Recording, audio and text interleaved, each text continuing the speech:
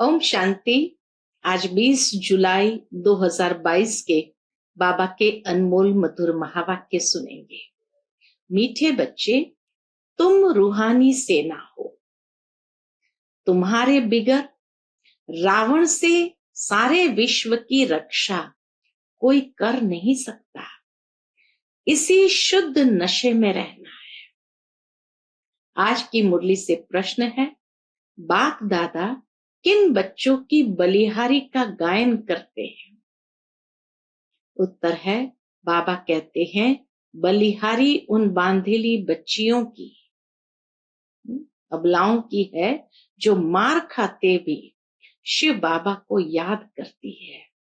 मार खाने से और ही नष्ट मोहा बनती जाती है, जिस कारण उनका पद और ही ऊंचा हो जाता है। बाप ऐसे बच्चों को तसल्ली देते हैं, धीरज देते हैं। बच्चे, तुम अपने को आत्मा समझो। यह देह तुम्हारी नहीं है, तुम बाप के बन चुके हो, तो अवस्था पक्की होती जाएगी। सच्चे दिल पर साहब राजी होगा। आज की मुरली से पहले गीत बजा है, तुम्हें पाके हमने जहां को पा लिया। ओम शांति। बच्चे सामने बैठे हैं, जानते भी है हम सेना है। हम कौन है? हम सेना है। किसकी सेना है? ईश्वर की। क्या कर रहे हो? हम रावण पर विजय पा रहे हैं। गोया इस सारी सृष्टि को रावण राज्य से छुड़ाए अपने राज्य की स्थापना कर रहे हैं। बैठे देखो कैसे साधारण रीति हो, कोई हाथ पांव नहीं चलाते हो, परंतु हो बड़ी जबरदस्त सेना। हाथ पांव नहीं चलाते, लेकिन फिर भी हो बड़ी जबरदस्त सेना। तुम मददगार हो ईश्वर के। ईश्वर भी गुप्त है, तुम भी गुप्त हो। उनको शहंशाह भी कहते हैं। ईश्वर को शहंशाह भी कहते हैं। तुम्हारी युद्ध इतनी जबरदस्त और गुप्त है, जो तुम विकारों पर जीत पाकर सारे विश्व पर जीत पा लेते हो। तुमको फील होगा जैसे वह सेना है, वैसे हम भी रूहानी सेना है। समझते हो, भारत का सारा मदार है इस सेना पर। हम सेना न होती तो दूसरे जीत पा लेते, अर्थात विकारों की जीत हमारे पर हो जाती। उस सेना में तो कभी कभी राजाओं आदि को भी भगाए मिलिट्री का राज्य कर लेते हैं। मिलिट्री समझती है हमारे बिगर कोई देश की रक्षा कर नहीं सकता। तुमको भी शुद्ध अहंकार है। हम ईश्वरीय सेना के बिगर रावण से कोई रक्षा कर नहीं सकता। अब वह मिलिट्री भी देखो और यह भी देखो, तुम जैसे हो वैसे हो। तुम्हारे पास कोई भी ड्रेस अथवा हथियार पवार नहीं है। बाबा कहे तुम्हारी कोई ऐसी मिलिट्री जैसी यूनिफॉर्म नहीं है, तो तुम्हारे पास कोई भी ड्रेस व हथियार पवार नहीं है। वह तो कितनी ड्रेस पहनते हैं। जैसे स्वांग बनाते हैं, होली में भी स्वांग बनाते हैं, राम की भी सेना दिखाते हैं। उनको मुंह बंदर का दे दिया है।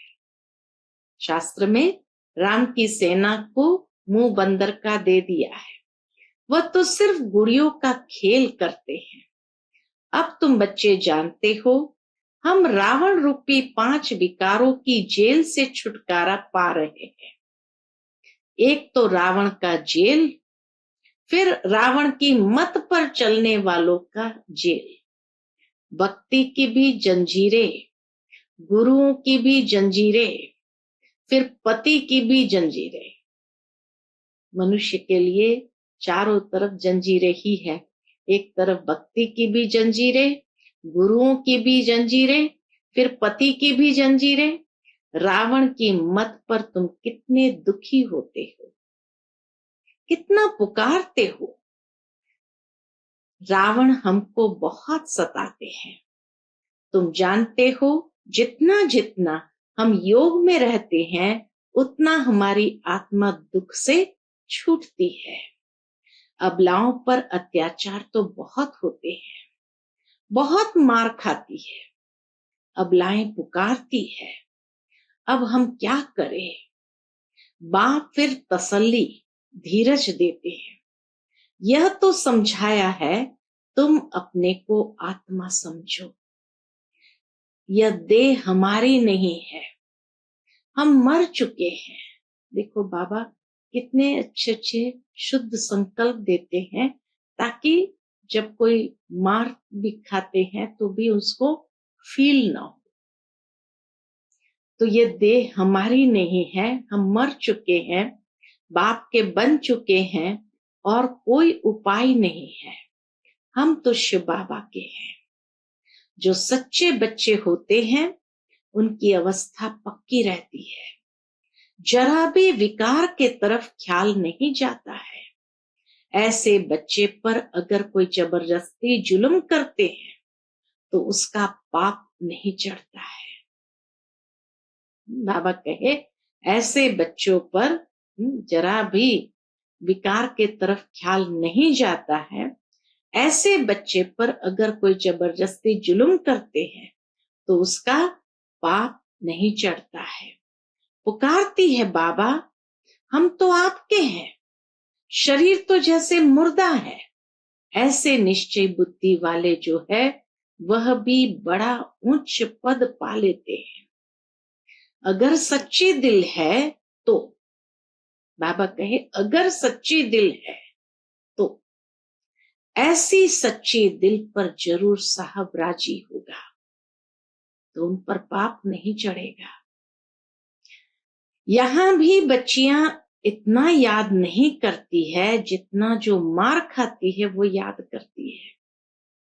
बाप के पास पुकार आती है, बंधन है, बाबा बंधन से छुड़ाओ। जो छूटे हुए बंधन मुक्त है वह भी इतना याद नहीं करते हैं जितना बांधेलियां याद करती है। शिव बाबा की याद से ही बेड़ा पार होता है। कोई कहते हैं, बाबा हमको मुरली भी पढ़ने नहीं देते हैं। अरे तुम बाप को याद करती रहो, मुरली में भी रोज यही समझाया जाता है। मूल बात है याद का चार्ट रखो। हम बाबा को कितना समय याद करते हैं, ये मेहनत बहुतों से होती नहीं है। घड़ी घड़ी याद भूल जाती है। बांधेली बच्चियां तो मार खाते खाते और ही जास्ती याद करती है। बलिहारी उन अबलाओं की है जो मार खाते भी याद करती है। बाबा कहते हैं, तुम अपने को आत्मा समझ बाप को याद करती रहो। जितना जास्ती मारेंगे तुम और ही नष्टो मोहा होती जाएगी। मार भी अच्छा पद बना लेती है। कितना बाबा उनको पॉजिटिवली आथत देते हैं।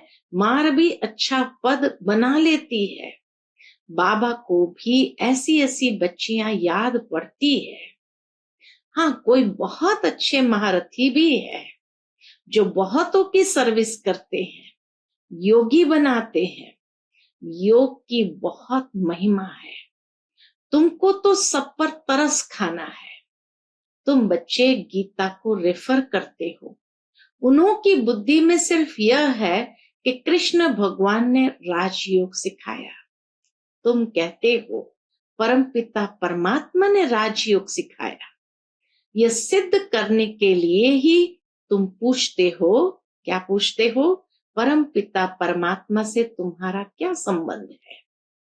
पिता कहते हैं ना, पिता का ही फरमान है कि हमारे साथ योग लगाओ तो तुम्हारे विकर्म विनाश होंगे। कोई मनुष्य मात्र के साथ योग नहीं लगाना है। अगर सिखाने वाला ही मनुष्य होगा तो तुम्हारा कल्याण नहीं होगा। गीता में भी नाम देधारी का रख दिया है। हम कहते हैं हमको निराकार परमपिता परमात्मा योग सिखाते हैं।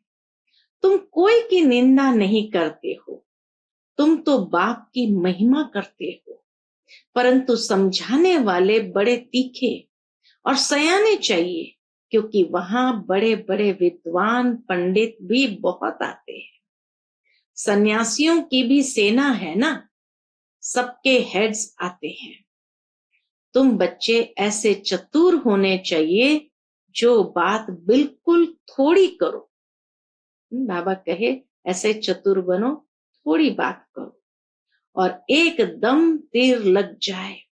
जास्ती कुछ भी बोलने की दरकार ही नहीं है, क्योंकि वे क्रोधी भी बहुत होते हैं, उनकी भी बड़ी सेना है। कहां से भी निमंत्रण आता है तो तुम जा सकते हो।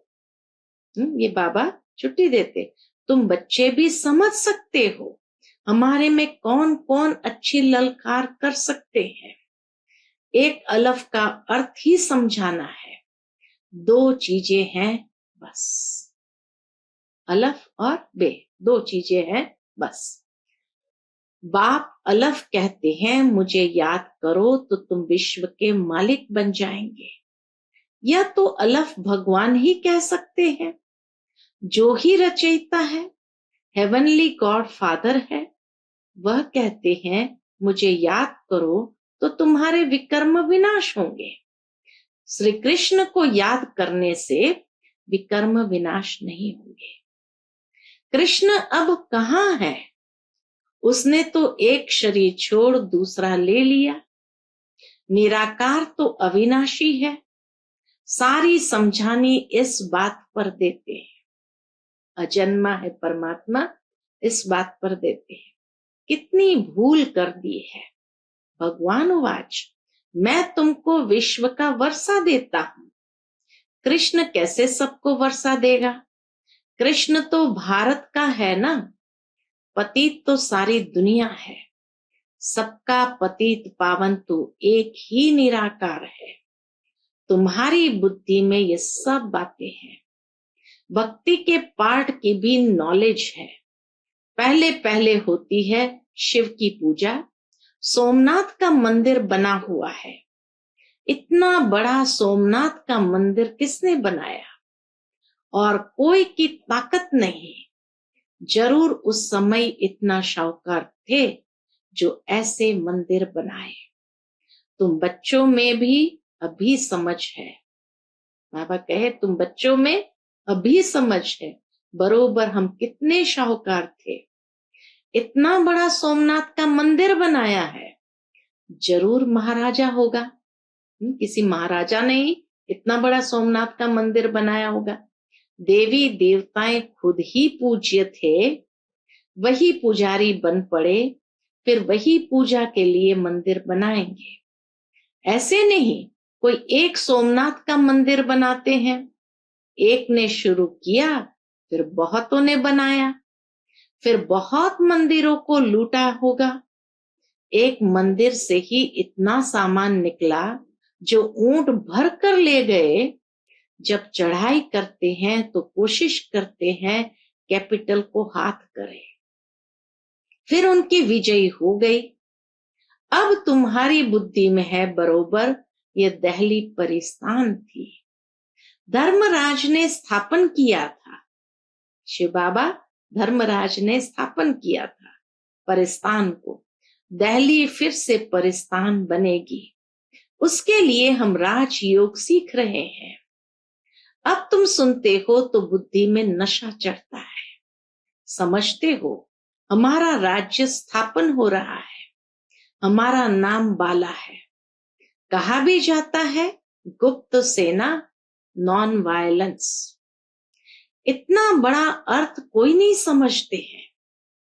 तुम न स्थूल हथियार उठाते हो, न काम कटारी चलाते हो। तुम ही नॉन वायलेंस शक्ति सेना हो, जिन्होंने योग बल से राज्य पाया है। विश्व का मालिक बनने के लिए श्रीमत पर हम एक बाप को ही याद करते हैं। जानते हैं अभी यह नाटक पूरा होता है, फिर नए सिर शुरू होगा। यह अविनाशी नाटक है, ये कब विनाश नहीं होता है। बाकी इतना जरूर है, जब नई दुनिया होती तो पुरानी दुनिया खलास हो जाती है। चक्र तो फिरता ही रहता है, यह अनादि ड्रामा है।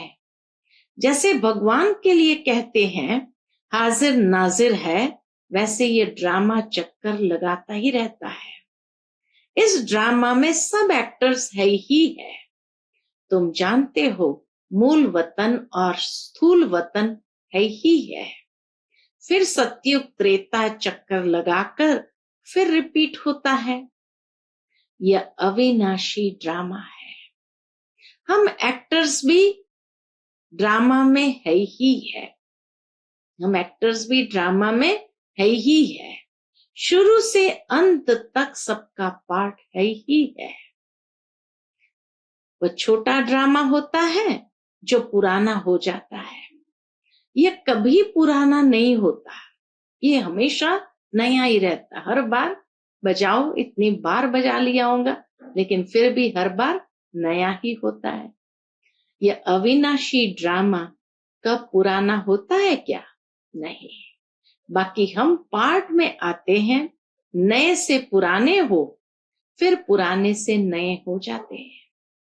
तुम जानते हो बरोबर हम राजा रानी थे, अब रंक बने हैं, रंक से फिर राव बनते हैं।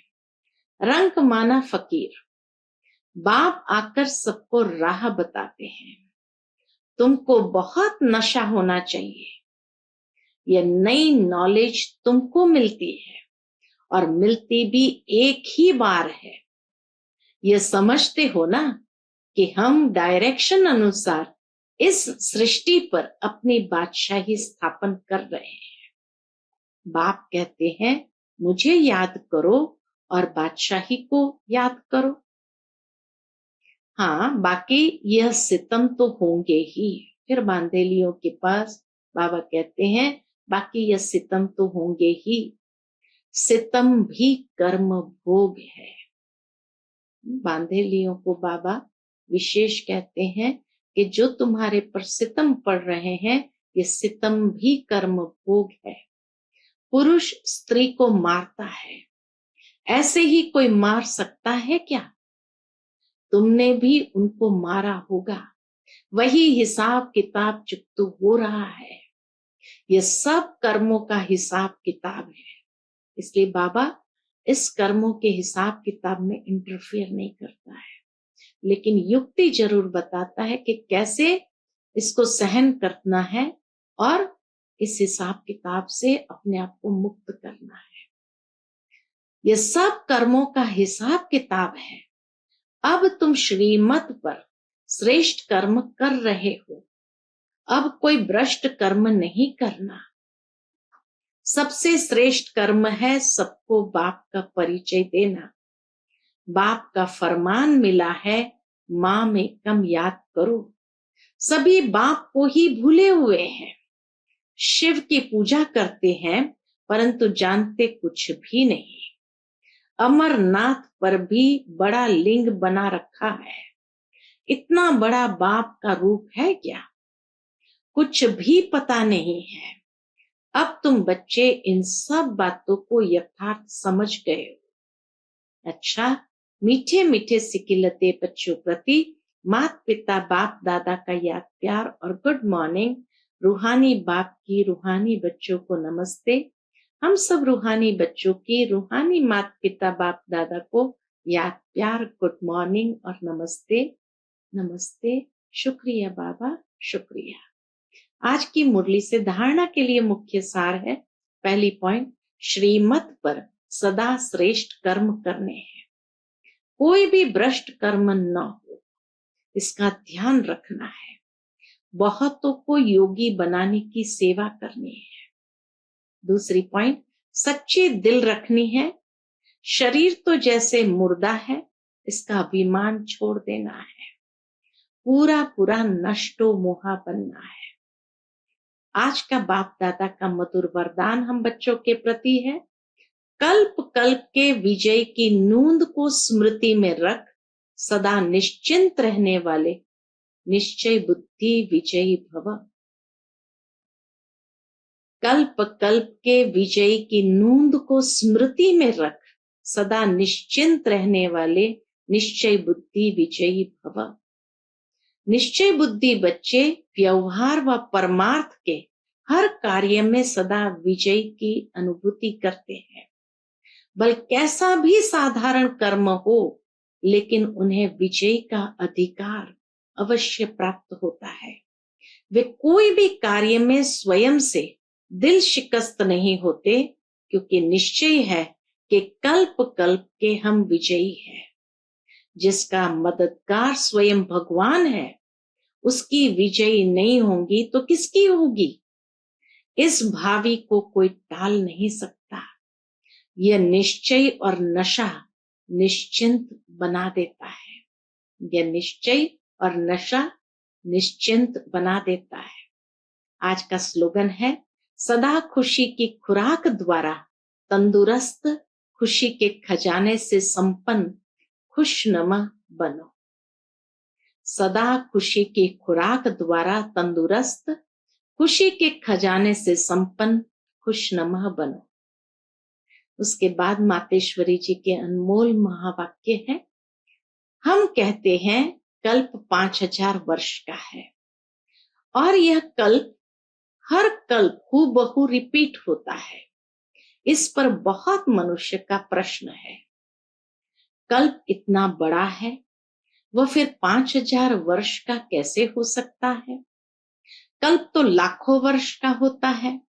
जब ऐसी चीज निकली हुई है जिससे मालूम पड़ता है कि यह कोई लाखों वर्ष की है, फिर मनुष्य कैसे मानेंगे कि कल्प 5000 वर्ष का है? अगर कोई कहे कि हिस्ट्री लाखों वर्ष की बनी हुई है, तो उन्हें समझाओ कि लाखों वर्ष की हिस्ट्रियां कैसे रह सकती है। यह जो कल्प के अंदर इतनी उथल पाथल होती है, इतना विनाश होता है, जिसमें सारी बादशाही का ही विनाश हो जाता है, तो तुम्हारी वह हिस्ट्री साबित कैसे रहेगी? कैसे वो साबित रहेगी? इतनी उथल पुथल हो गई सृष्टि में, फिर एक्यूरेट हिस्ट्री का कैसे पता पड़ेगा? तो यह बात सिद्ध नहीं होती। अब अपने को तो स्वयं वर्ल्ड ऑलमाइटी अथॉरिटी परमात्मा एक्यूरेट सुनाता है और साथ साथ हमें दिव्य दृष्टि द्वारा साक्षात्कार भी कराता है। तो क्या हम उस पर विश्वास नहीं करेंगे? अवश्य। बल कोई साक्षात्कार पर निश्चय न भी करे, परंतु स्वयं परमात्मा हमें सन्मुख सुना रहे हैं। पहले तो हमको ये निश्चय है कि हमें पढ़ाने वाला कौन, और फिर सारी सृष्टि कैसे हूबहू चक्कर लगाती है, इस राज को भी हम समझ चुके हैं। तब ही हम अपने अनुभव और प्रैक्टिकल जीवन को देख यथार्थ कह रहे हैं कि कल्प 5000 वर्ष का है। फिर दूसरी पॉइंट मम्मा ने ली है, आत्मा और परमात्मा का अंतर भेद। इस पर समझाया जाता है कि आत्मा और परमात्मा का रूप एक जैसा ज्योति रूप है। आत्मा का साइज एक ही रीति में है, बाकी आत्मा और परमात्मा में सिर्फ गुणों की ताकत का फर्क अवश्य है। अब यह जो इतने गुण है, वो सारी महिमा परमात्मा की है। परमात्मा दुख सुख से न्यारे हैं, सर्वशक्तिमान है, सर्वगुण संपन्न है, 16 कला संपूर्ण है। उनकी ही सारी शक्ति काम कर रही है। बाकी मनुष्य आत्मा की कोई शक्ति नहीं चल सकती है। परमात्मा का ही सारा पाठ चलता है। बल परमात्मा पाठ में भी आता है तो भी खुद न्यारा रहता है, लेकिन आत्मा पाठ में आते भी पाठधारी के रूप में आ जाती है। परमात्मा पाठ में आते भी कर्म बंधन से न्यारा है। आत्मा पाठ में आते कर्म बंधन के वश हो जाती है।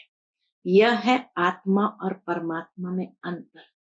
अच्छा, ओम शांति।